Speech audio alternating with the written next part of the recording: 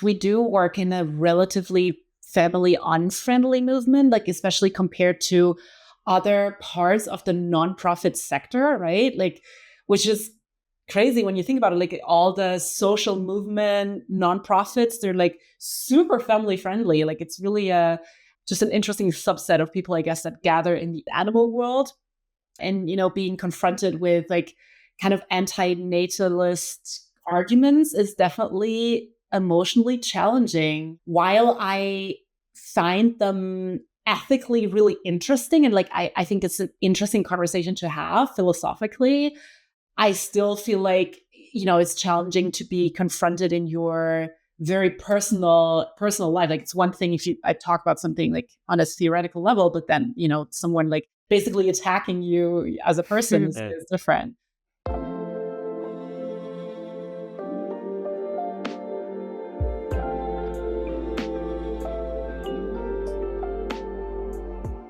Hi, my name is Amy. And my name is James. And this is How I Learned to Love Shrimp, a podcast about promising ways to help animals and build the animal advocacy movement. We're kicking off this episode with an awesome limited time opportunity for one lucky advocate to win a free ticket to any AVA Summit event by engaging with AVA's post about this podcast. You can find it on AVA's LinkedIn and Instagram.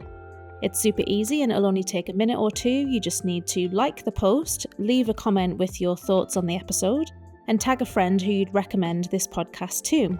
And you could be in with a chance of winning that one free ticket to any AVA Summit up-and-coming event. This week, Julia Reinelt talks us through her experience of being a parent in the movement and how unfriendly the movement can be to parents in a similar position. Julia talks us through the importance of making a space that parents can thrive within and why this contributes to the sustainability of our work.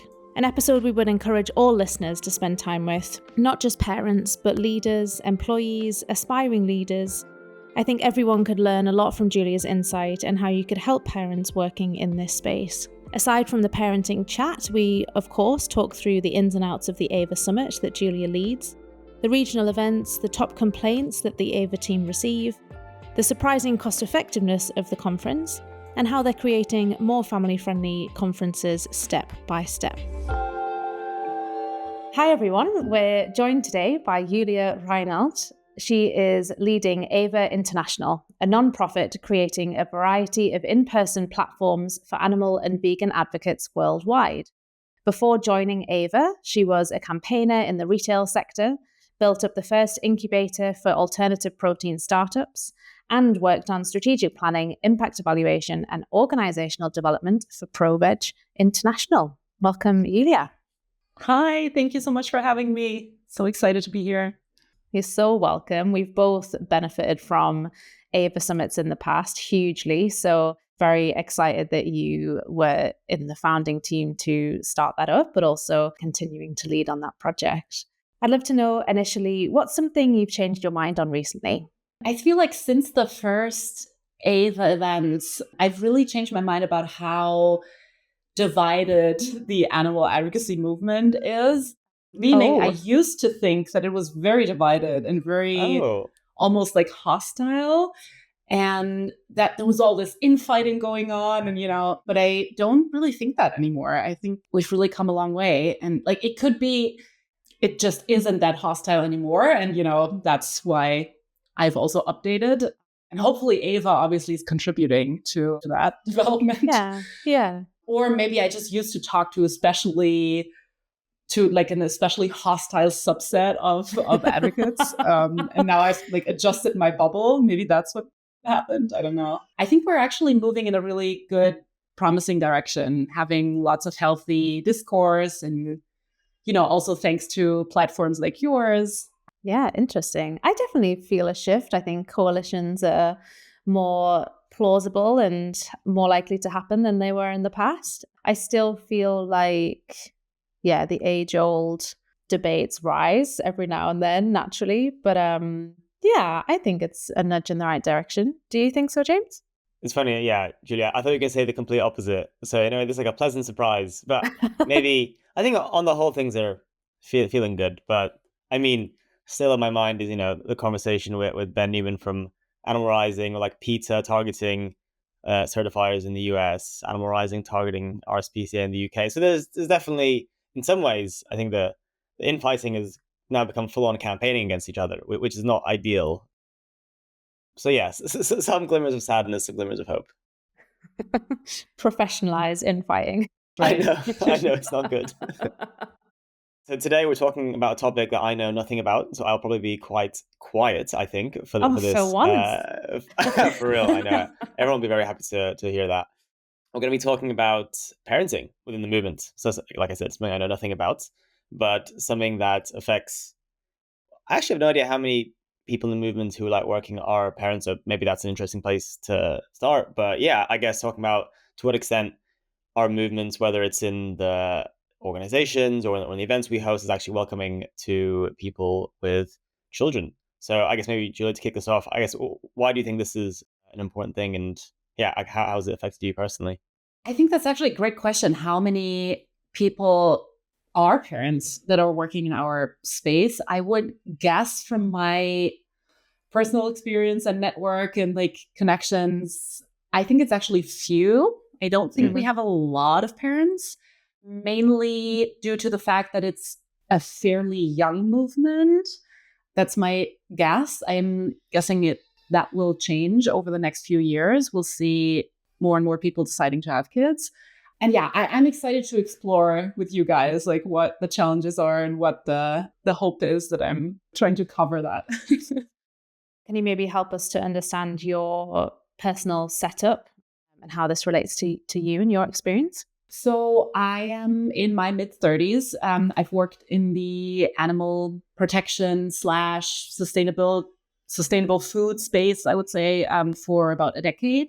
So I started basically right out of college. I'm married to an economist who is certainly an ally, but also in many ways outside of this movement, which, by the way, I found really grounding from the start, and I still do. We have 2 sons. One is 4 years old, and the other one is half a year old. And we just recently decided to move across the globe from Germany to San Francisco.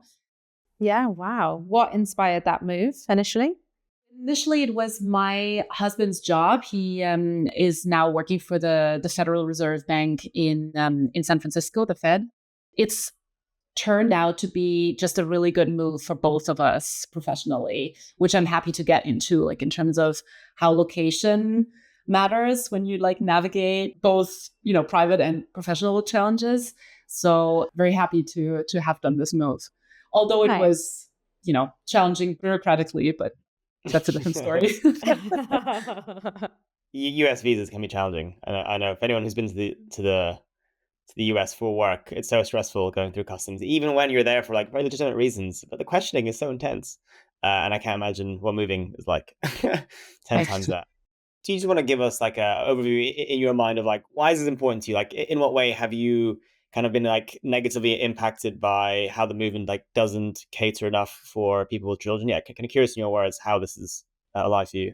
Yeah, so I never actually considered the impact on my career when I decided to have children. Like I was really passionate about my work. And I also equally always knew I was going to have children at some point, or I wanted to have children.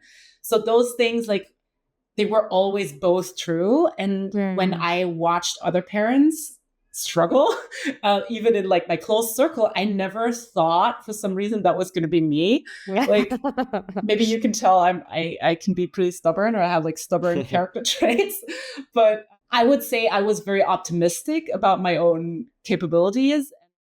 And of course, exclamation mark, I struggle now, but like, I just never considered this from the get-go. And then, at some point in my career, there were like several situations when I was told, oh, it's not possible to be as impactful and as efficient when you have kids, because obviously like everybody's day has 24 hours. So like, there's only so much you can do, and your priorities are going to change. You won't give as much, to the movement as you were able to give before, essentially telling me it's an either or, right?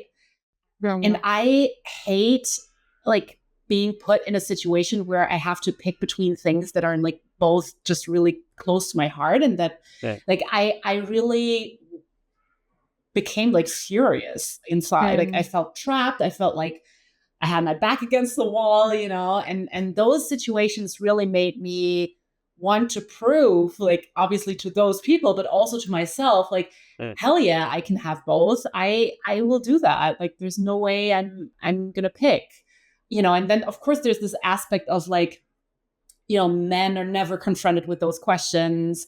And like my feminist side was like rebelling.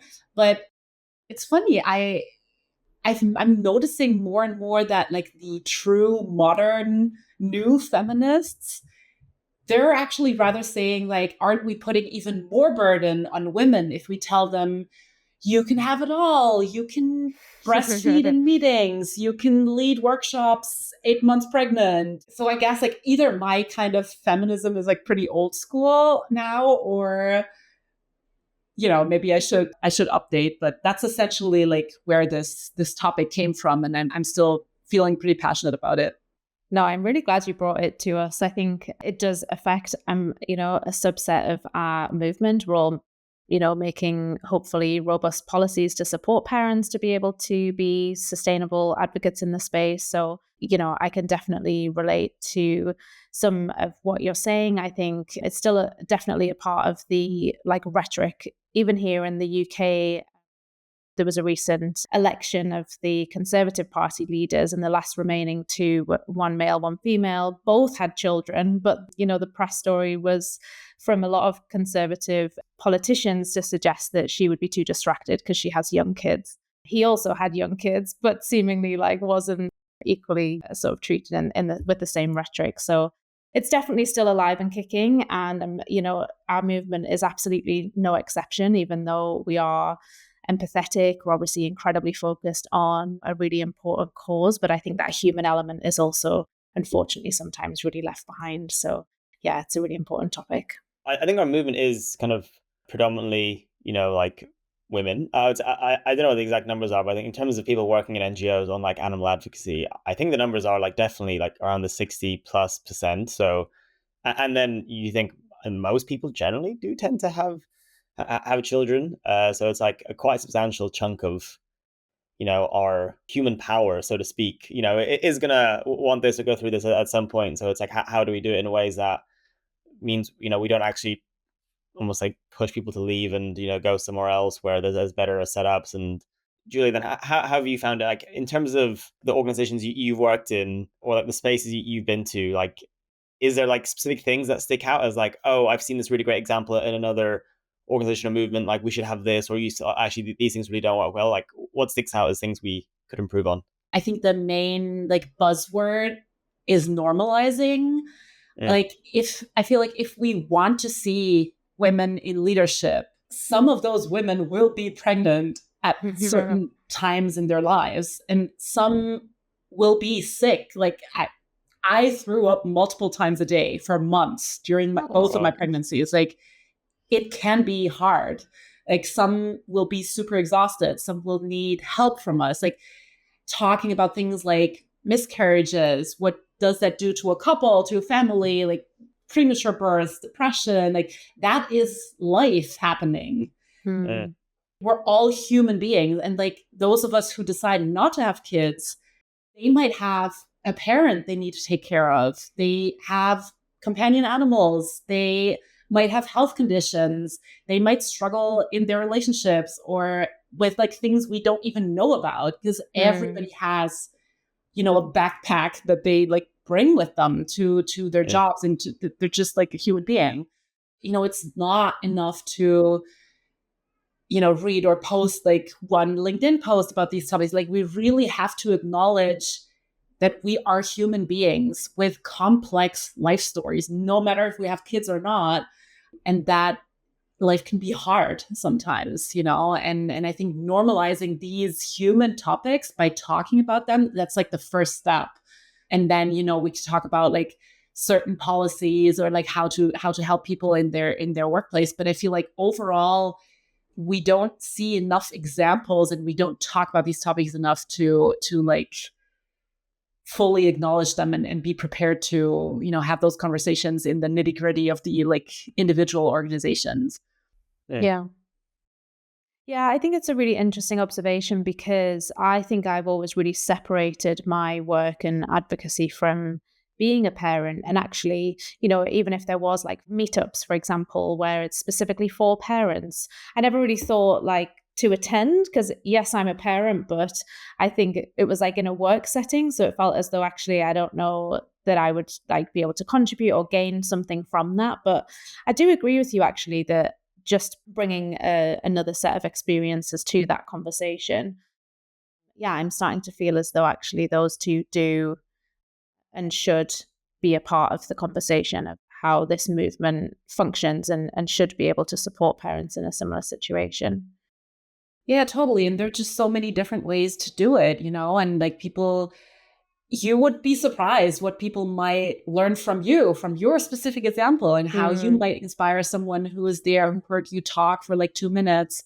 I've had that happen, who like people come back months after and say like, oh, you said this one thing at that one meetup and that really like changed the way I look at things. And like, you never know who you might be inspiring. Yeah, absolutely. And actually, when you were saying about a LinkedIn post, I feel as though that is an amazing step and something that you obviously did. I remember you commenting and talking a lot about parenting and working from home. And there's a very specific image I can see of you sitting with your son at your desk. And that was incredibly inspiring. So I do actually think you absolutely need to take some credit for bringing that conversation to the movement and even this conversation today so that we can try and learn a bit more and hopefully make the space more sustainable. I feel like we do, coming back to your point, James, we do work in a relatively family-unfriendly movement, like especially compared to other parts of the nonprofit sector, right? Like, which is crazy when you think about it. Like all the social movement nonprofits, they're like super family friendly. Like it's really just an interesting subset of people, I guess, that gather in the animal world. And, being confronted with like kind of anti-natalist arguments is definitely emotionally challenging. While I find them ethically really interesting and like I think it's an interesting conversation to have philosophically, I still feel like, it's challenging to be confronted in your very personal life. Like it's one thing if I talk about something like on a theoretical level, but then, someone like basically attacking you as a person is different.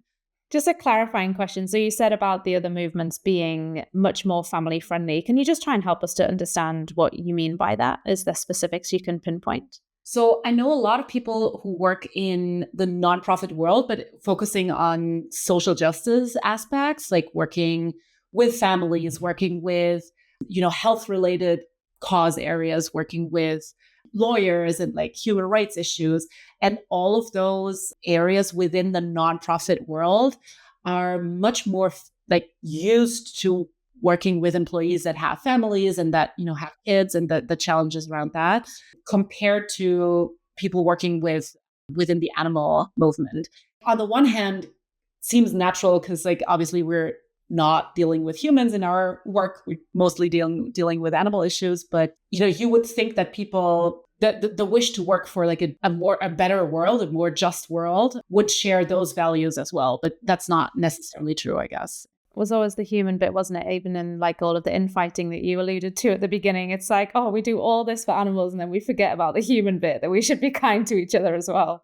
So you're talking specifically there about exposure then. So the fact that their cause is more exposed to these topics, you feel as though that helps when creating policies, when trying to understand people and employees in this situation, because that's the topic that they're working on. Whereas for us, all of our energy and focus is put into obviously animals. And so then with that lack of exposure, perhaps we're just not as confident in creating suitable policies or understanding how we can better support parents. Yeah, I think that's a good summary. Yeah, I would agree with that. I think what you said before is right. Like, it's the confluence of the two factors of like, I think people in the movement generally a bit younger than other issues, and there is definitely like an anti-natalist like a streak among some animal activists, which I don't think is like, it's like clearly feeding into organizations or work, but there is some element of, there's some like hostility or like uncertainty, which, well, even if it's like held internally and weekly, that just means there's less people having children because they don't feel like that's the best thing for them, which again kind of drives down how often it happens in organizations. And like you said, it stops things being normalized too much. It is very cool when there's people like yourself, and also I think Leah Garth is very much like this, bringing her, at least one of her children, to the Mercy for Animals Gala, and like it's very cool to meet him, and kind of like normalizing this thing of like you can be a very successful leader and have several children, and that's totally normal. Yeah. I think there's a third stream there as well that comes from certainly from my experience from the effector altruist space, of this like efficiency sense of every single second being spent on the cause that you're passionate about. And I think founding a charity, for example, people expecting you to do 50, 60 hours a week. And it's like, as a parent, I think actually it was in the Aaron Ross episode, and he was saying that working your day around the work and then just heading to the gym and it's 6, and I am like stressed out from the school run at that point. So I think there's just this sense that like, and we spoke about it a couple of weeks ago on the episode with Haven as well. I sort of question this sense of like high agency and how privileged is that, because I would love to get more done, but I have responsibilities as a parent. So I think there's maybe a little thread coming through there as well, from this sense of efficiency and perhaps children like getting in the way of doing more good is an impression I certainly get. I think it's a really important observation that while, yes, there are certain times in our life where we feel like we can spend 50, 60 plus hours passionately working and then like heading to the gym, those are like for the vast majority of people a limited amount of years that we're like physically capable to do that. We're willing to do it. We don't have any other responsibilities. For most people, those times change. And again, this is not just, I'm not just talking about people having kids. Like people have all sorts of responsibilities outside of their jobs. Like I mentioned before, people might have health issues. People might have parents they need to take care of. People might have legal stuff going on and complicated life situations outside of what you do, as your profession. So yes, I agree with you. Like it is a kind of a privileged, situation to be in. And I would argue many, many of those people who are now, giving 50, 60 hours, that will change in a few years. And, there will be other times when maybe when we're 50 and 60 and 70, like maybe that those times will come back and we'll be able to give more again. Like it's always a balance, and it's always, right. It comes in waves, like just like anything in life. Oh, just on the effective altruist land, well, for people who are interested, I guess, more of this, Rob Wiblin, who also recently had a kid, had a whole episode on parenting on the 80,000 Hours podcast. I haven't actually listened to it because I thought it was not super relevant for me, but for people who are interested, they should check it out. And well, it's fun. I hosted like a backgammon night, and Rob came over with his child. Was very cute. Slightly tough with backgammon because he kept swiping at the pieces, but anyway, it was very fun. I feel like it's an interesting point though, James, because I hope that doesn't happen with this episode, that people go, oh, it's about parenting, I don't have kids, I don't need to listen. That's like worst case scenario for this episode, right. That actually you're right. We think, oh, it doesn't affect me, so I don't need to listen. I feel as though actually this episode is for people that are not parents, who could make life easier in the movement for those that do, to understand their position. So I think it's such a great point. And actually I hope, and maybe we can put in the, almost like hide it as a topic so that people don't think it's not relevant to them. Yeah, definitely adjust the title. Yeah. Yes. Good point. Yeah, Julia on the most controversial views ever, and then just straight into half an hour of parenting discussion. But yeah, I want to ask you a question on location. I think you've only recently moved to the US, but I know there's both like laws that are very different. For example, in the UK, you need to assume the person's going to take, basically a standard of 1 year off for maternity leave, and you can't ask them to come back sooner unless they themselves propose. I think that's very different in the US. I had a friend, Claire, who recently had a child, and she was back at work within, I think, like 3 months, so very quickly. So I'm kind of curious, like, how does the geographic and like legal landscape affect this, and kind of what can organizations do to, I guess, be a bit more fair? Or Yeah, absolutely. Location matters in many different ways. Certainly, we've experienced this when we moved to the US. The type of childcare and the minimum standards are very different from Germany. It's not necessarily only in one way.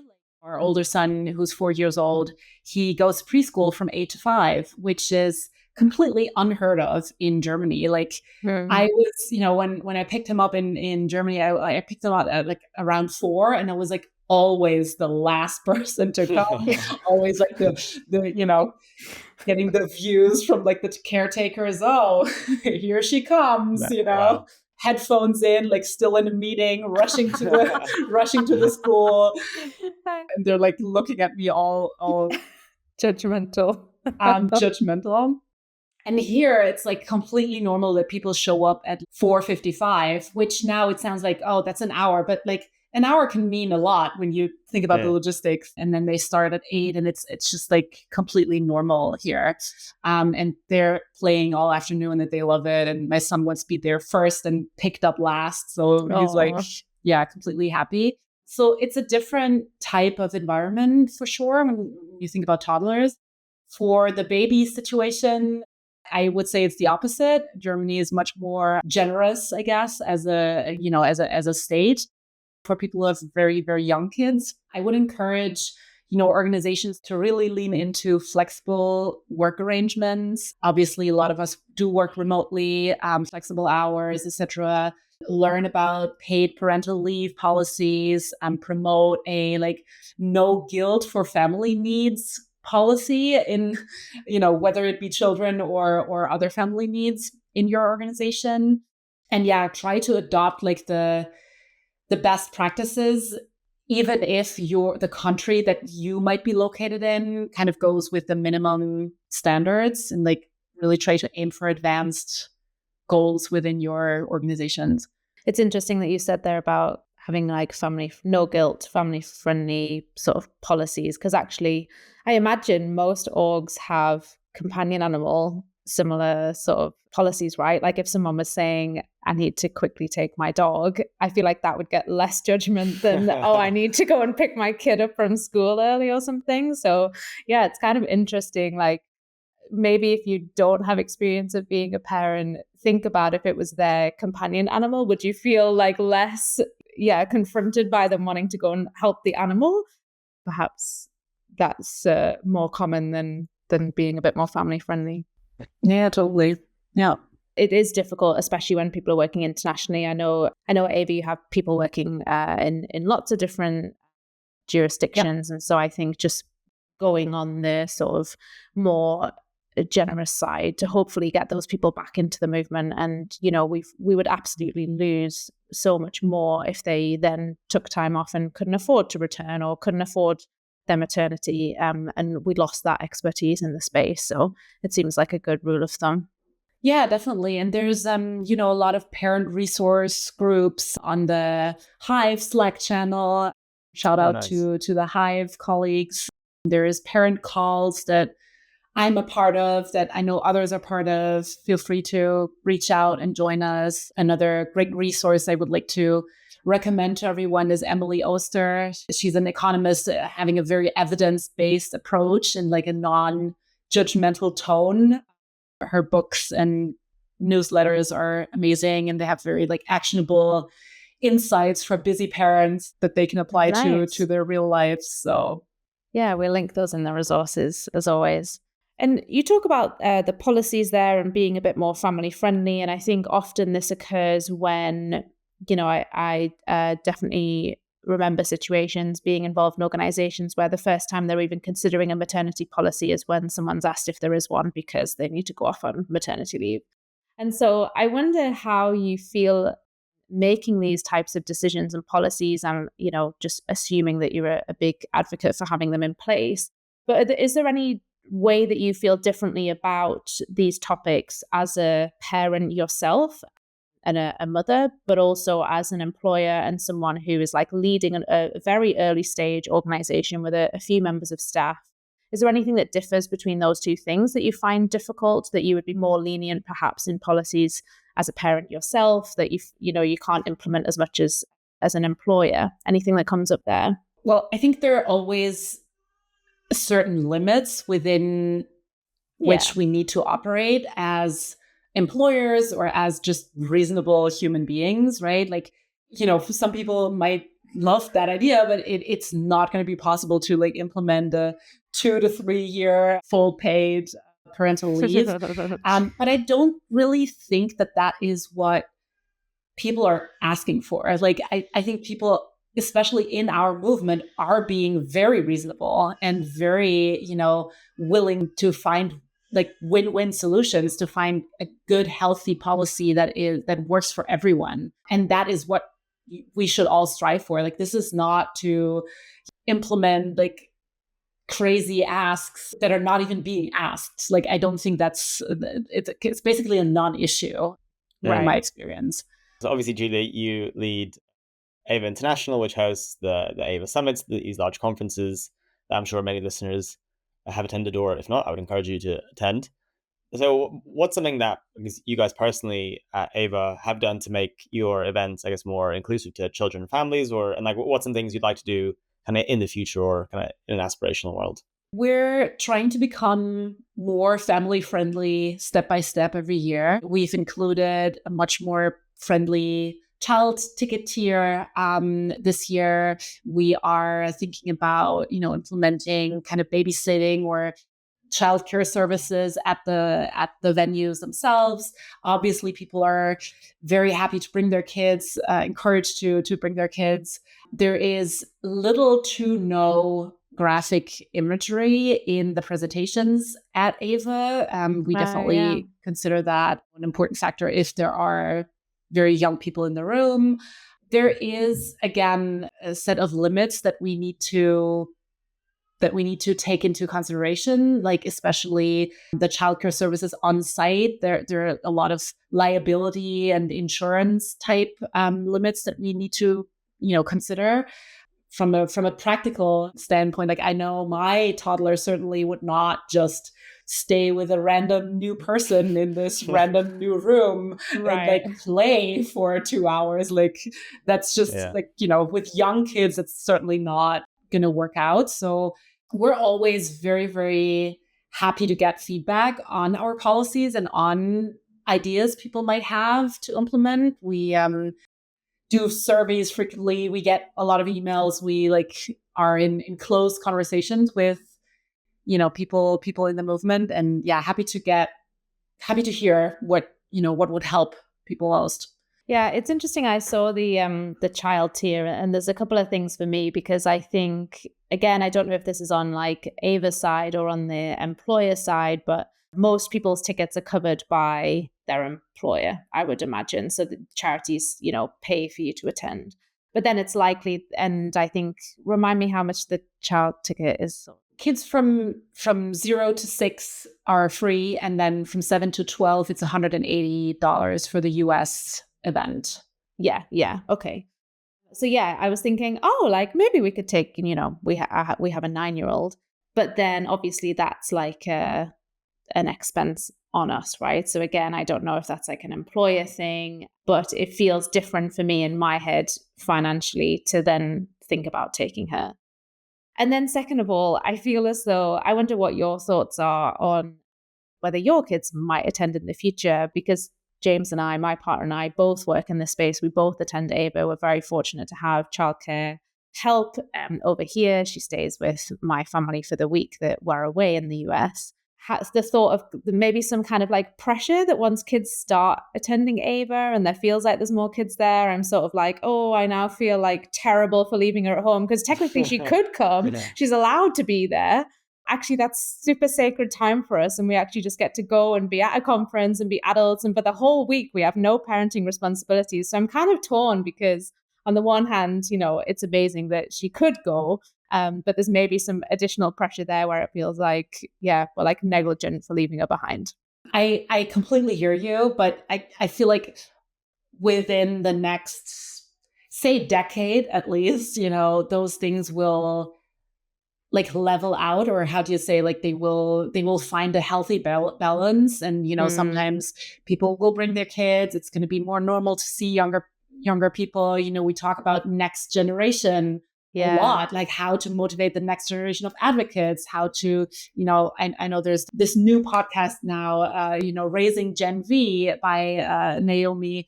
And it starts with us, right? So like we are the advocates now. And I believe, this will be a big issue in the next few years, and how to deal with that as a movement. To you personally, please don't feel bad for not bringing your kids. Also, if you want to bring your kids, please don't feel bad to bring them. Like whatever works for you. Yeah, it's good to have that flexibility. Thanks. Yeah, maybe about because you were asking about the ticket tiers, and I could tell like, oh, well, $180 is still like, significant amount. Thinking about pricing for our conferences is obviously a very essential question. It all starts with the amount of money that we need to spend on food and beverage per person. So for the US event, I'm going to stick with that example because that's what we talked about earlier. The F&B, so the food and beverage per person, is roughly $550 for one of those summits. So that's the amount of money that we need to pay to the hotel in order to have our attendees fed and, taken care of. So there's always like service fees, and there's like, this is how the hotel makes money, right? We don't pay as much for the rooms. It's really just about food and beverage. So we're essentially losing money with each ticket that we sell that is below those $550. Which is a lot of our tiers. Like it's the whole like early bird, all the discounted tickets, all the kids, all the like students, and so on. This might be interesting for people who are not in the event space. The way hotels calculate how many people ate is per cutlery set. So like they count the amount of forks and knives that are used at the buffets. And therefore, a child that uses their own fork and knife will cost us $550, no matter like how much food they had. So that is a consideration that we have when we set our ticket tiers. Obviously, we know that some advocates struggle and some groups struggle to cover ticket costs for their attendees. That is why we do go below the $550.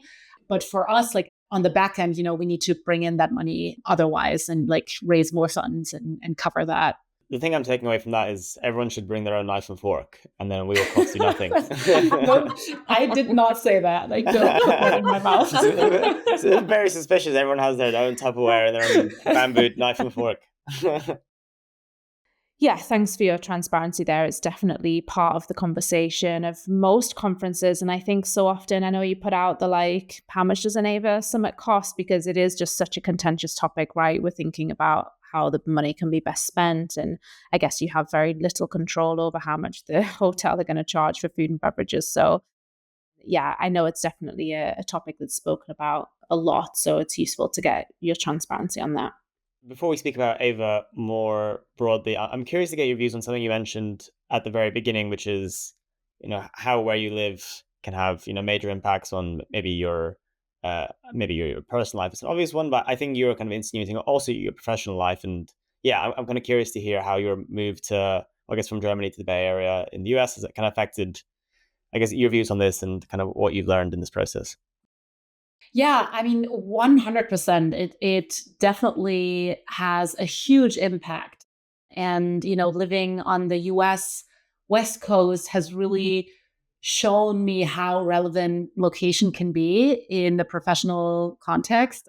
Now I can have lunch with funders, with some of our major sponsors at the conferences, with like other movement leaders, with activists, with like when I lived in Frankfurt, Germany, which is not Berlin, I was like the only person working in animal advocacy with like a radius of, I don't know, like at least 100 miles.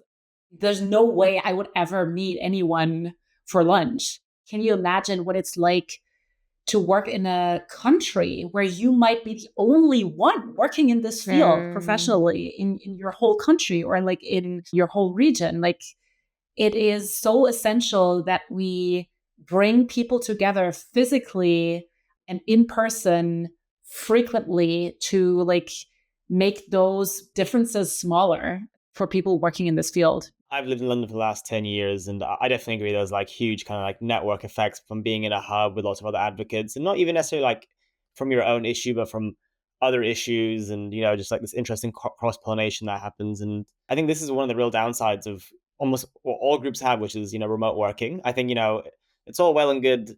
I mean, I spent like 8 months traveling in Latin America, which was great, but also, yeah, you really do miss out on some like human connection and like interesting discussions and pollination of ideas you just don't get online. And I just want to think it is a bit of a shame that basically no animal group has like an HQ or a hub that they work in and everyone's in, because yeah, I think there is some sadness or like something we're missing out on there. But obviously it's a trade-off between Absolutely. that and flexibility and how that affects parenting and everything else. I totally agree. And like, can you imagine how powerful it would be to have a vegan hub, quote unquote, and there are obviously like hubs like that in the world, like the Bay Area being one, London being one, Berlin, there's Singapore, there is, certain regions in Middle East, like Tel Aviv, or Nairobi in Kenya, Sao Paulo in Brazil. There's like definitely a lot of hubs for the movement, but like how great would it be to frequently bring together and work together all of the people living in that hub and like finally ideally like reaching like a tipping point in those very concrete local areas. Like that could be really powerful to have like campaigns or events going on in those regions, and aim for that tipping point. That's something that only can be done in person. It will only happen when people get creative and are together physically and like work together in person. I totally agree. Like the feeling we get when we come back from an AVA Summit or any conference that we attend, it's always equal parts exhaustion and invigoration, right? We've just spoken with so many people who were working on incredible topics that we didn't even know existed. And yeah, there's nothing like it. I completely agree, especially for that networking. I think speaking with funders, actually using it as an opportunity to meet your own team. There's times where like actually convening at a conference has been the first time I've met members of my own team. Yeah. So yeah, I think it helps you let your guard down. I think this remote working, it's not super conducive of wholesome relationships. I think we need to see people in person and build those. And then it makes the remote work so much easier when we felt like we know the person more. With that, should we segue into, I guess, already, Julie, you're getting impassioned by these, these regional hubs, in different parts of the world. And yeah, I guess, how powerful that could be. So I'm kind of curious, yeah, what's your vision for, I guess, it used to be just the US event, now it's going to different continents. Kind of what's your vision for these regional events and what do you kind of hope to achieve with that? So from the very early AVA days, we made a really clear decision and a choice that this event, this conference, will not only be a US centric conference. Like, yes, we will have a conference in the US every year, and there are very good reasons to do so. But what we wanted to do, like to achieve essentially from the very beginning, was global participation. So this is a global movement. We're facing global problems. If anything, regions like Southeast Asia or Latin America are arguably more relevant than the US. Yeah. So we fundraised for a regranting program or regranting system that we called Travel Awards from the very beginning. And soon, after the first summit in the US, like we realized, okay, there is absolutely no way we can bring all of those in-travel advocates to the US. There are hundreds of organizations working in Asia and Africa and Latin America, and there's no way, like we need events and conferences with local partners on the ground everywhere in the world, not just in the US. And obviously another reason, like that's kind of the other side of this argument, is we also need the funders who are mostly based in the US to go to those regional events and to see themselves and to talk to people and to meet people on the ground in person. So there's those two sides, I guess, are the most important arguments for us. Yeah, for sure. I guess that would be my concern, that those people then have less access to the funders if they're more likely to attend their regional one. Has that been successful? Have you had a good amount of funders attending the regional events so far? It's been really interesting to watch them watch us for like the first year and the first time that, there's a regional conference or a regional event. And then the second time they're like, oh yeah, we're definitely going. Right. So like it's always, oh yeah, we'll go this year. So yeah, it's a slow start, and it's been a slow start, but I do think the interest is there and people really appreciate the opportunity once they are there. Of course, there's always opportunity cost to like travel, and there's, the whole time zone issue, and it's a long trip. But the funders that we talk to who do go to regional events, they always really appreciate the setup there. And I think once you've seen that, then you understand why it's so crucial. And it is different from just meeting people in the US, meeting a very small subset of people in the US. Yeah. And do you have regional coordinators who run those events? I guess making a program that is relevant in those countries where these regional events are based must be tricky when you're based in this hub of San Fran. How does that work in terms of devising the program for the regional events? Obviously, as you know, the public is welcome to like submit proposals, and we receive hundreds of submissions for a very limited amount of speaking slots. So there need to be decisions made. And like our main sounding board is an advisory committee for each region. So obviously we work with different people for different events, and they help us make decisions around the program and the speakers, focusing on very specific strategies and interventions and learnings to keep the takeaways as useful as possible, like and keep self-promotion of groups as little as possible. Like, there's always a balance of that, bringing a diversity of experiences and perspectives. So we have a certain scoring system in place for each of those events, and work with a specific committee. Can I ask more about that, and like how you choose like what to prioritize at each event, and also like which formats you find work best? So I'm going to give my personal bugbear with AVA events. So I hope that's okay. Here we go. Hot take. I know. I'm sure you've heard it before. I was going to say, you don't exactly hold back when you have opinions about stuff. I know. But I think it's useful. People say the podcast is more interesting when people are a bit more forthcoming with their opinions. So I'm trying to role model. Totally, yeah. Like I'm sure there's like two things probably AVA gets so much criticism for, right? One's probably pricing, one's probably the program. So I don't envy your position at all. For me, it's with these, sometimes there's panels where it feels like there's like somewhat disparate topics that have been like kind of thrown together. I think, and what I've heard anecdotally behind the scenes is like people apply for individual talks.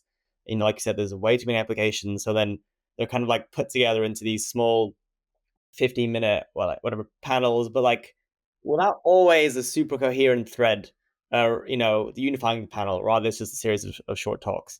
I guess, am I wrong in this? Or like, tell me more about this.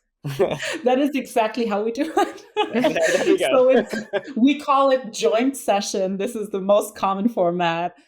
People have a presentation that is, roughly 15 to 20 minutes. And then they're paired with other people who talk on similar topics in the same session. That allows us to do a joint Q&A at the end. It's not really a panel because people don't interact. Like you said, it's kind of like small, short presentations followed by, more of the like kind of in the same topic. That is how we've been doing it so far. Happy to hear ideas about how to do it differently with that many applications. I mean, the only thing I would suggest is like you just almost like double down, or like I sometimes prefer just like one person like gets it, so to speak, and like we kind of hear like their full views, and it's like a Q&A with them, because then you get to like, explore the idea in a bit more depth. And because I find the panel, when it's like there's no interaction, you're just asking Q&As, it just seems a little bit awkward for everyone else, and and I'd almost No, like I hear rather give you. Yeah. someone the space to expand and then just go for that. Yeah, absolutely. And I mean, I was, joking a bit. I saying like, yeah, this is how we do it. But yeah, no, I totally hear you. And we've been experimenting with larger form discussion panels and standalone keynotes and kind of a Yeah. mix in between. And there's always like the obvious pros and cons. Like you get to hear more voices and you have like Yeah. shorter slots or larger panels, versus you get to go more in depth with one person giving a specific workshop or doing a keynote. So you're going to see us experimenting more this year, because Nice. obviously we do get criticized in like either way, so just trying out different things in different formats. Yeah. Nice. Yeah. We're definitely interested in getting more interactive programming on stage. Like we've been getting a lot of good feedback about very interactive workshops, where like people can participate more. It's funny because you asked like, what are you most criticized for? Like, I really think overall the food is what people criticize, No people way. criticize most. I think the food is great for what it's worth. Yeah. The food is like always some of the best food I have. It's delicious. So Thank you. what are they Thanks for complaining saying that. about? Yeah, well, I mean, it's always both ways, right? Oh, it's such fancy food, like you're spending so much money on the food, like just give us beans and rice, that's fine. And then other people are like, what was that? Like, we want we need high quality vegan food, and why don't you implement, I don't know, Dr. Gregor's Daily Dozen? Why is it not all perfect? exactly. Whatever. Why is it Oh my not? God. Why is it not all perfect? So, and that is followed by venue criticisms. On a more serious note, of course, there are a lot of people saying like, why do you go to these expensive hotels? And like, why is it? And we just published a survey on this, like hotel versus not hotel. And it's like roughly 50-50 of what people prefer. Because there are a lot of people say like, it's amazing that you could just go upstairs and, go to bed whenever you want. And you like have all this networking at night. You stay in one location. Everybody's kind of like the whole hotel is like buzzing with advocates, and you meet people everywhere, and there's like all this synergy, versus the people that say like, okay, can we spend this money elsewhere? Regarding the program, in a similar way, there's like roughly a 50-50 ratio of like criticism with regards to rights versus welfare topics. We get criticized on both ends, like, which we believe means that we're striking the right balance. Right. Because like apparently people feel like equally aggrieved. No, I think generally same as food, right? If you're both getting told roughly half, it's not good enough, and it's like too good, then I think you're probably about right. Yeah, and about the venue, it's also hard to like surprisingly hard to find venues who can hold a conference that size for that many days. We need like certain size ballrooms, exhibit spaces, workshop rooms, the breakouts, the whole registration area. There's like not a lot of hotels that can hold conferences this size, and they're usually the ones that are a bit on the nicer side. Do you think, based on the feedback, you would try a year in more like a conference venue? So maybe it's not a hotel and you don't stay there. Like I know the CARE conference has never been held at a hotel and still super popular. I think there is a great sense of connection. There's like social events on the evenings. Do you think it's something you would look to in the future? Yeah, definitely. So we've done the last conference in Latin America in Sao Paulo was held at a convention center. So like a very different setting, different environment. And we collaborated with the local Veg Fest, which was amazing. Obviously, similarly, like people were happy or unhappy about that. But we were definitely experimenting and, might consider a university setting for one of our upcoming events. But again, there is like a lot of synergies that can be created in a venue where people can stay if they want to. Like they don't have to. Yeah. You can always like stay outside, but it's a big trade-off. For sure. Yeah. I mean, I personally quite like, you've had 8 meetings in a row, and you just want to go lie down for a bit in a quiet room, and it's so nice having a room a few floors above. So yeah, I personally for one totally value that closeness. So we've spoken about things you're criticized for. So food, big one, food, venue, and program. What do people like the most, or what are you most proud of? I think it's the fact that we turned what could have become a very US-centric conference into a truly international platform for the movement. I think that's what people appreciate most, and that is also what we're most proud of, for sure. Mm. Do you have anything? I guess James has had his opportunity to give his hot take. I wonder if you have Go on, any Amy. I wonder if you have any sense of something you wish you could communicate to attendees. I know there's like challenges with people not attending the sessions and having the meetings. I know you're very passionate about, like, if it's a group session that's being organized, that they're outside of the programming. Is there something that you feel as though attendees are missing out on? Perhaps like a bugbear that you have with attendees where they could actually get more out of the conference? There is a subset of attendees that I'm thinking of when hearing this question, which is the funders. Yes, James. the funders usually are, and it's like not all of their fault, obviously. They're usually like completely booked up with one-on-ones. Yeah. So like I know very, very few funders who actually go sit in sessions here and there and like are in touch with like what's actually going on at this event. Yeah. The vast majority of them is like either in the lobby or in like a meeting room constantly and like just completely booked out. And that is something that I think is hurting both, us as just like speaking from a movement perspective. Like we don't get to share as much of our content, of our work, of our ideas, and like get in touch with funders throughout this unique in-person time that we have together throughout the year. And also for them, it's a shame because they don't get to participate.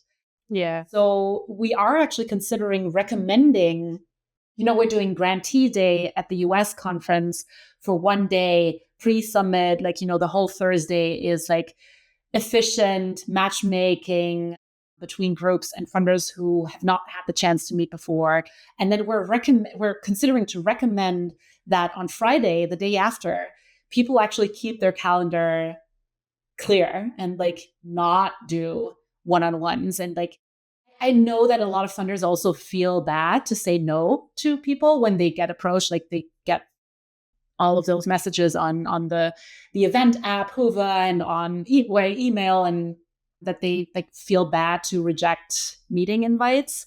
But I think it would be really crucial to get more of this, shared experience and like discussions that happen throughout the sessions and after the sessions and like in the hallways shared with this subset of attendees, that is the funders. This is good. Now, when someone asks me for a meeting, I will say no. Julia told me to not take meetings, so I will sadly reject everyone. Which is great. It's great for me. No, yeah, I think it is tough because it's kind of like rational for groups, right? For the groups like we, in our case, Mobius, we already know it, and we fund. They want to have a chance to kind of like speak to us, update us, and like get some sense check on how we're feeling about our funding relationship, etc. And people prefer doing that in person. And it's like, if we say no, you're kind of damned if you do, damned if you don't. People are like, oh, they don't want to meet with me, apparently they're too busy, oh, that's so annoying. So it's like it is a tough place to be in. So it's not clear what the solution is. I think the grantees day is definitely useful. Maybe now that we have some license from you, Julia, maybe I'll do some more rejections and go to some more talks. So we'll see. It's on the attendees as well, right? Like, say there was a day where funders are just free. I imagine them just being like as accosted as they are on a non-free day, for like pulling to one side. Oh, hey, can we have a chat? I feel like once you know the faces of the funders, it's kind of hard to hide at the conference and actually get chance to just enjoy it for what it is and attend some of the talks. I think you get a lot of friends very quickly. Yeah. So I'd be curious to hear, from your audience, the listeners, like, let us know what you think and if there are any like good ideas to solve this problem. Because I think, again, like people, the movement would benefit from funders being more engaged. And also, James, I totally understand, like people want to have meetings with their funders in person at those occasions. So yeah. I mean, trade-offs, like we've talked about for most things, That could be the title of the of the session. Julia on trade-offs. I mean, that'd be interesting. So we've spoken, a lot about the conference, different things, criticisms, praise. Maybe the last topic then, as you alluded to, is just about how much an AVA Summit costs. I think listeners would be interested in the overall expense, what that goes towards. If you can just summarize that for us. That's actually something I should have mentioned in the "What are you proud of" section, because we are actually very proud of how cost-effective AVA is run. So the event production, only the event itself for the U.S. event is like roughly $380,000. For the other events in Southeast Asia and Latin America and in Africa, we're looking at roughly between 100 and 200,000. That is excluding travel awards, obviously. Like this is for us, as event organizers, this is like money in, money out, right? That's like re-granting. We're giving out roughly between 130 and 150,000 on travel awards per event. So that is, that definitely just goes, right back into the movement. That's also the event production cost is also excluding like operations and like team. Yeah. No, I mean food is in there. Is food included? Okay, cool. Oh, yeah, absolutely. That's the biggest part of the event cost. Got it. Yeah, I really encourage like everyone who thinks that this is expensive. I really encourage you to talk to other event organizers. We have many wonderful conferences in our sector, and you can do some comparisons, can do some research, talk to them, and let me know after that if you still think AVA is expensive. One benchmark I know is that the Effective Altruism Global conferences, the AGs, mainly in big hubs like London and Bay Area, I think they cost over $1 million per conference, with probably a relatively similar number of attendees, like maybe 1,000 to 1,500. So yeah, that's like that's correct. Yeah, almost 3x the cost of AVA. So pretty big difference.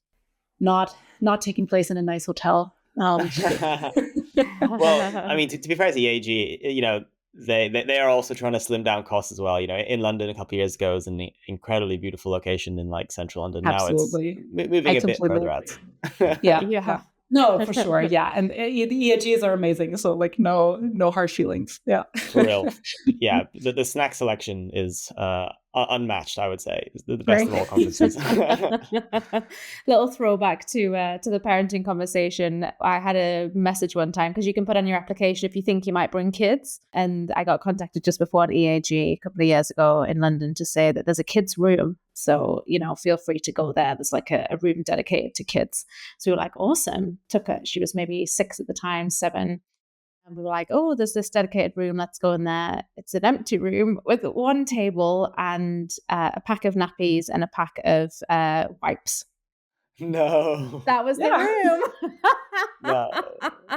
So we were like, okay, maybe they need some support to understand, like, what does that mean? Like, also there's bathrooms, like there's changing facilities. We don't need like this extra space with some random person who's gone, what do kids need? Nappies. Okay, cool. Let's just get like one size fits all. So yeah, things to improve there as well. Maybe less money spent on snacks, more money spent on being more parent friendly, if that's how you're going to advertise yourself, No, yeah. Quite the story. That's so sad. Yeah, thank you so much, Julie. This has been super interesting on a range of different topics. So appreciate you talking with us about this. And before we let everyone go, there's a few final questions we like to ask everyone, and one of which is, what's one bit of news you're grateful about recently? So something I'm very excited about with, wearing my AVA hat is that we're launching a totally new program this year, which is the AVA Academy. So we're doing essentially professional development trainings and workshops aside of like the broad, big conference setting with the summits. And we're going to start in May with our first pilot at the U.S. Summit, and then doing a full academy in India this year at the AVA Asia conference. So I'm very excited about that. Yeah, cool. Awesome. Very cool. Love that. Can you say more about what you hope to achieve? Like what kind of people would attend as a part of the normal running of the program? Yeah, so it's not part of the normal program, so people will have to apply separately. It's a small set of groups. Like we want to create like really optimal, learning environments for people. So we're doing 3 tracks in LA. We're doing fundraising, management/leadership, and law and policy making. All of those 3 people can apply for. We're going to have like roughly 20 to 25, slots per track. And then we're doing deep dive into like intensive professional development within this specific track, workshops and trainings for 1 full day in LA. And then the full academy happening in India will be 3 days. So much more intense experience. I think this is so perfect. Like you say, when the people are already together, already there, just really maximizing on that time spent. And as you say, we would probably have those sessions, say there was offices and hubs everywhere, we would be having those sessions regularly as normal businesses would. So aligning those with AVA is awesome. And do you have any media recommendations for listeners? Any books, blog posts, podcasts, anything that's inspired your journey so far? I would definitely love to recommend The Moral Ambition book by Rutger Bregman that just came out a few weeks ago. I've been reading it and been very inspired and motivated and fascinated by it. Nice. There's also Change, How to Make Big Things Happen by Damon Santola. I don't know if you heard about that one. Highly recommended. And then really, like I said before, anything by Emily Oster, her newsletter, her books, her Instagram, anything. Oh, nice. Yeah, I'm going to look into this. I hadn't heard of her, so this is a good reference for me. Nice. And we'll link all those books and resources below. And final question, how can people get more involved with your work? So how can they either attend one of these events? Is there any job openings? Yeah, how can people get more involved with AVA International? Yeah, so we're hiring for a program coordinator at the moment. Please do apply. I'm happy to put the link in the resources. You'll find our website, socials, newsletter, our conferences. Obviously, there is still the chance to attend the U.S. Summit.